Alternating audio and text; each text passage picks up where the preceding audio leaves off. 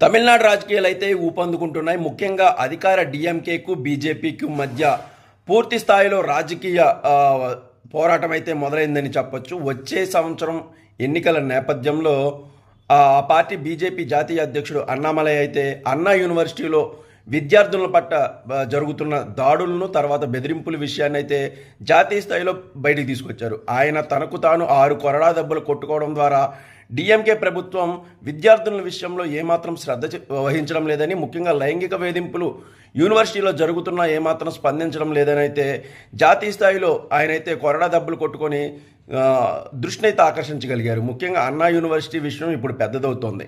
అన్నా యూనివర్సిటీలో ఇప్పుడు జరిగిన విద్యార్థుల లైంగిక వేధింపుల విషయమే కాకుండా గతంలో కూడా ఆ యూనివర్సిటీలో రకరకాల ఫిర్యాదులు వచ్చాయని, విద్యార్థుల పట్ల లైంగిక వేధింపులు దాడులు ఎక్కువగా ఉన్నాయని అయితే ఇప్పుడు ఒక్కొక్కటి బయటపడుతున్నాయి.